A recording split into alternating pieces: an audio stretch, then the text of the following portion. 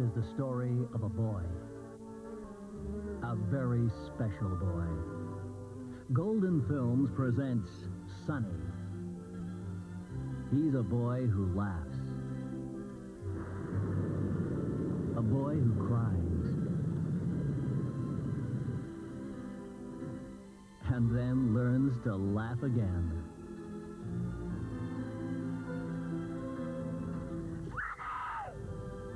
Before falling into the bailing cellar. Sonny, the film for everyone who can't stand precocious American brats.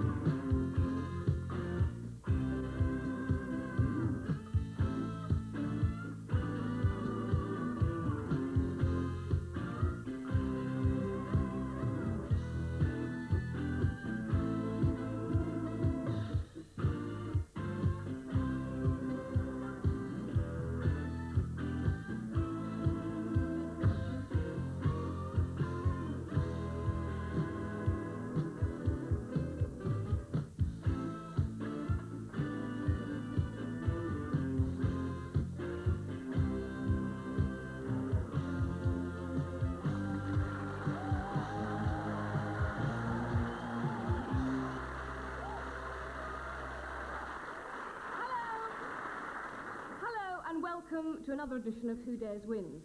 And tonight we'll be looking at the subject of brain death, or to use its medical title, Dempsey and Makepeace. But tonight it's the Who Dares Wins holiday special, and we have some very exciting news on the Price is War from one travel firm, and they will pay you £2,000 to go to Cardiff.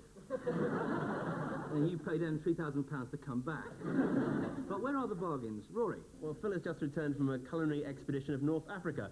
Phil, any horror stories about the food? No complaints at all, Rory. I mean, very good seafood, excellent wine, and of course, delicious couscous. In fact, frankly, quite often I find it really hard to leave the restaurant. But how can you afford to get to the West Indies this winter? Well, there are two options open to you. First, you can try and get picked for the England cricket team. And second, you could become Princess Margaret's boyfriend. The advantage of the second one is that you get a reduction for group bookings. Now, Tony, what about the pensioners? What about them, Jim? Any good news for them on the holiday front? No. Good. Rory? And later on, we'll be previewing the new Walt Disney cartoon film, which is about a cuddly deer that napalms Vietnam. And that's called Bambo. I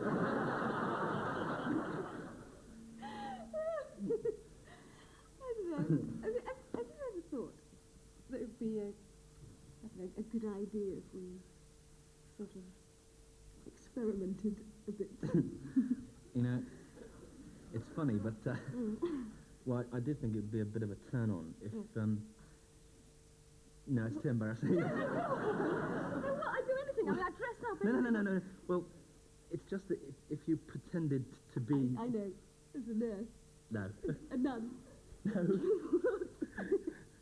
Margaret Thatcher. Margaret Thatcher? Yeah, the Prime Minister. Yeah, I know who Margaret Thatcher is.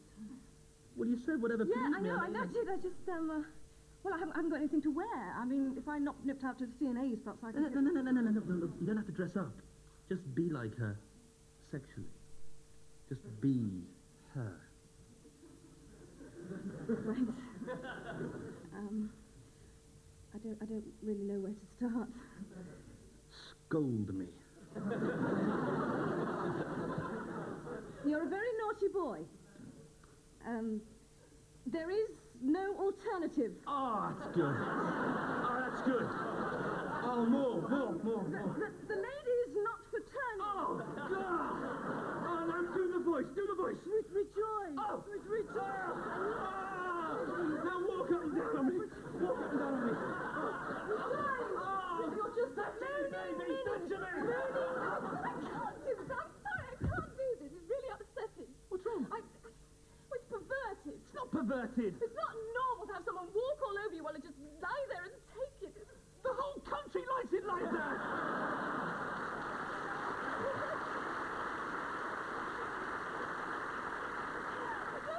No, I'm sorry. Look, I'm being selfish. I'm sorry. Hey, look, I'll tell you what, we'll do your fantasy, okay? I'll be anybody you want. Actually, there is someone. I find him really sexy. Who? Cecil Parkinson. I'd really like it if you could be like Cecil Parkinson. All right, Where are you going? to screw my secretary. With me now is Detective Inspector Brian Anstey. Good evening. And tonight we'll be asking the key question: how predictable and accurate is the police breath test?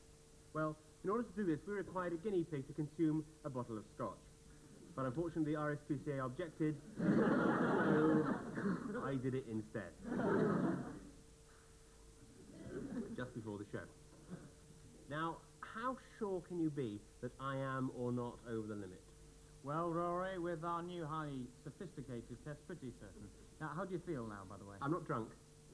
Yeah, I No, know. I'm not drunk. I'm perfectly sober. Yeah, well, I'm afraid you've already failed the first test, you see. What's that? The only drunks keep saying I'm not drunk test. Could I be convicted on that? No, not on that alone. We would require a second test, such as this one. Ah, who?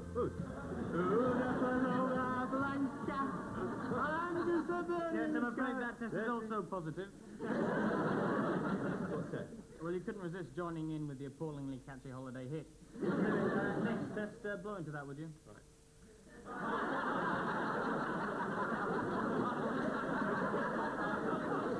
Well, you're obviously pissed. Right. Test number 4 is your girlfriend here. No. Can't try that test then. No, actually, she left me. I mean, I still love her, but it's just that people aren't the way they are. They're the way they should be. And you've also failed the sentimental old bore test. See, the thing is, my friend, Julia, could you...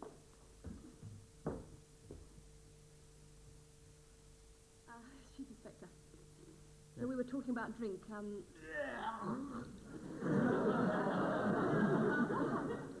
I suppose drugs must pose an even greater problem.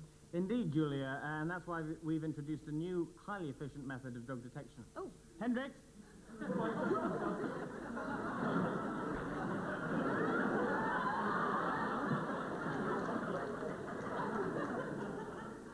This is Hendricks. Yes, now, Hendricks is a sniffer hippie. Allow us to illustrate. Go, boy. Go, boy. Go, boy. Go, boy. Now, when it comes to drug detection, Hendricks is quite infallible. The only problem is he keeps getting stuck up Keith Richards' nose. Oh, wow, nice. Go on. Well, our special guest tonight is a very familiar face on your television screens. A reporter, presenter, investigative journalist, and commentator on international and current affairs. Would you welcome, please, Mr. Jonathan Dimbleby?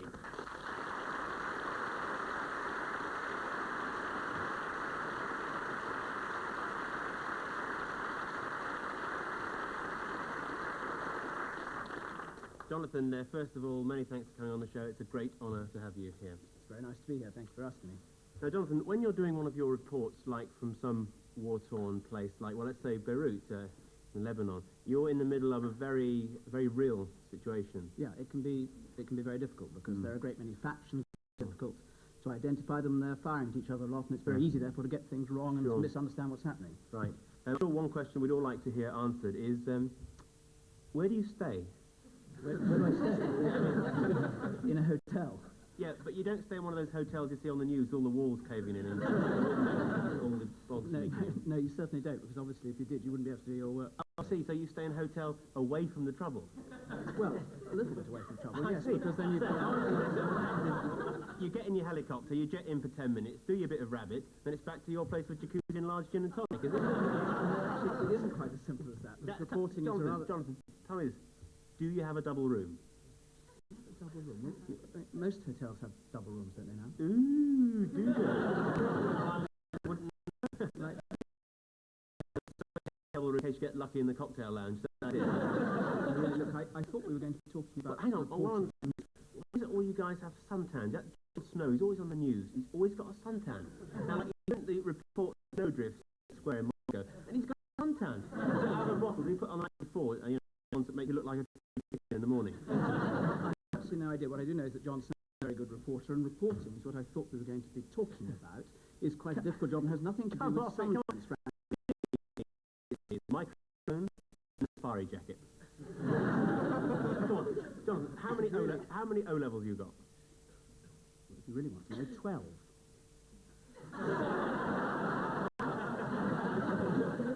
12? That's a bit of a waste, isn't it? I mean, let's face it, you only need geography, so you know you need like words in a swimming pool, or how much do you want for your sister? I'm sorry, this has really gone too far. I'm not going to sit here and just be I'm sorry, insulted. Jonathan, I'm sorry, Nate, no, sit down, please. I've got geography level. Ask me the capital, tell it the country, and I'll tell you the capital of it. Go on. Prague, Paris, Yugoslavia, Belgrade, Bulgaria, Sofia, go on. Very well. Swaziland. I'm not knocking you, Jonathan, because you're more intelligent than most of them. I mean, I know a lot of those guys. I did an interview for a job over there in current affairs. They asked me lots of questions. Yeah, modern politics. They asked me about the Northern Ireland problem. Did they? I expect you came up with a solution as well. Yeah, I said they should play with two old-fashioned wingers. You've got McElroy in midfield, and they can just move the game up forward. They can cross that ball into the centre. I imagine you did not get the job. No, well, you know how it is. My face didn't fit. Or actually, my safari jacket didn't fit. I think. Look, you go on and on about safari jackets. It has nothing to do with safari jackets. I thought we were going to talk about reporting. A raw nerve there. Obviously, I've touched a very sore nerve, so better leave that. But before you go, Jonathan, one question I'm sure would like to hear answered. What is the capital of Swaziland? If you really want to know, it's Mbabane. Ladies and gentlemen, Jonathan Dimbleby.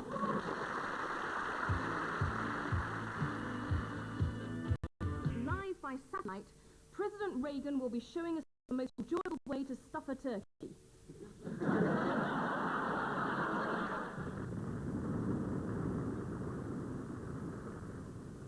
Should the unthinkable ever happen, could life on Earth continue in any form, we present the lunchtime after.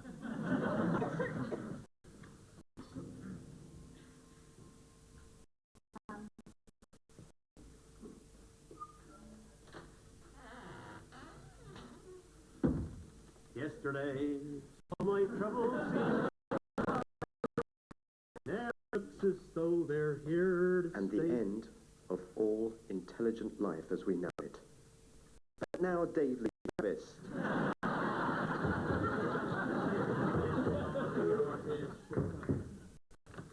Morning, Chalky. Morning, Noggy. A bit late this morning, aren't you, Nog?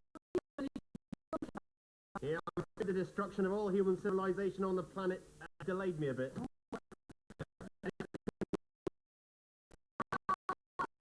Oi, steady on there. We haven't got a singing licence. Irish. Cheers, Noggy. Cheers, mate.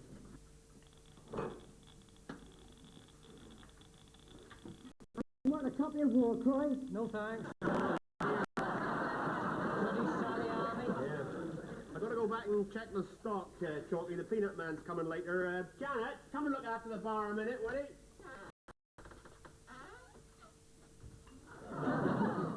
Morning, Janet. And the pools panel is in operation again today.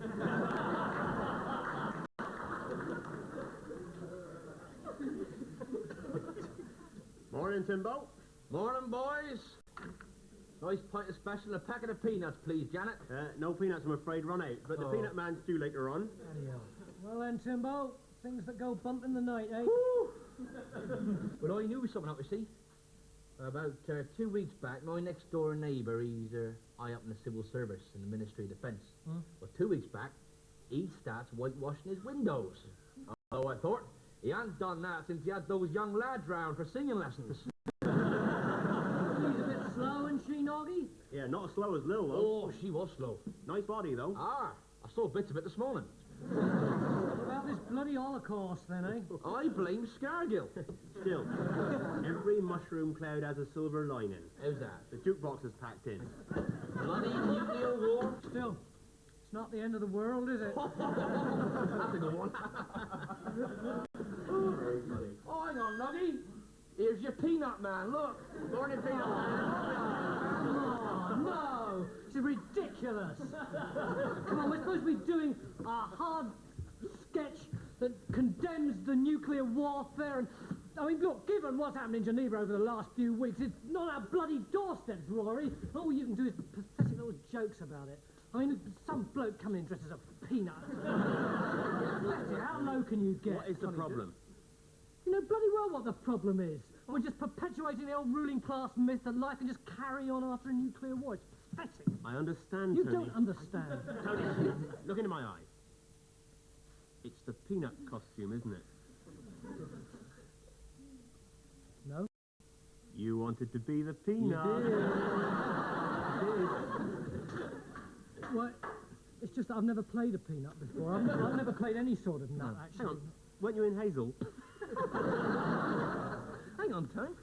Didn't you play a coconut in Mutiny on the Bounty? It's not terrifically funny, actually, Jimmy. Tony, weren't you in the title role of She Stoops to Conquer? Conquer!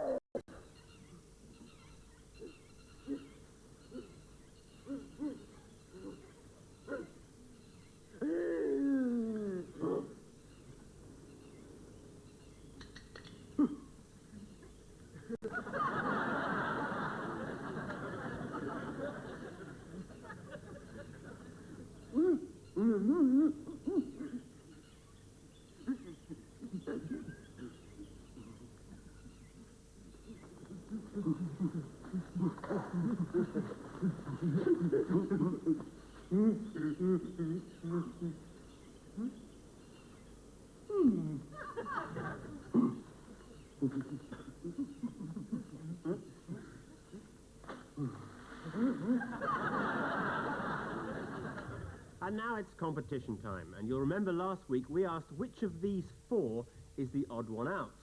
Gorgonzola, Camembert, Cheddar, and Birmingham. And the answer is, of course, C, Cheddar. It's the only one that doesn't smell disgusting. Let's play chess with the Deputy Leader of Liverpool Council, Derek Happy.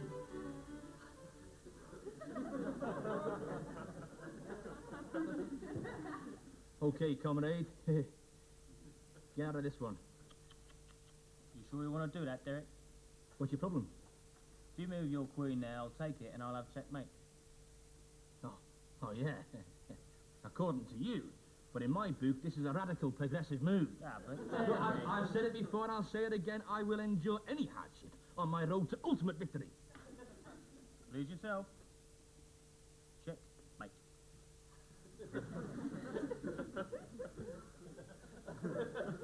You cheating friggin' bastard!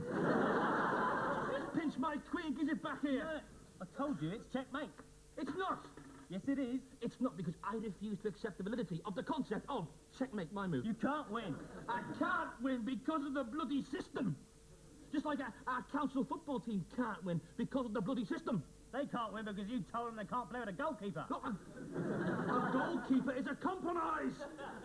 You bloody class traitor, you moderate, Kinnockite, short ass. Cabbage head.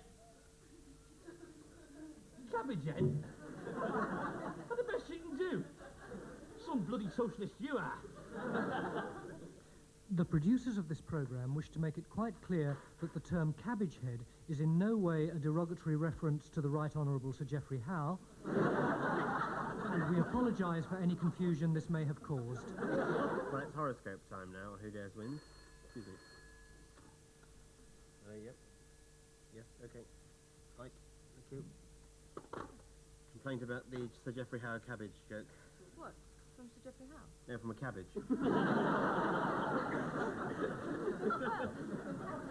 As we said, it's astrology time, and the astrological news this week is that Saturn has moved into the house of Aries while his place is being redecorated.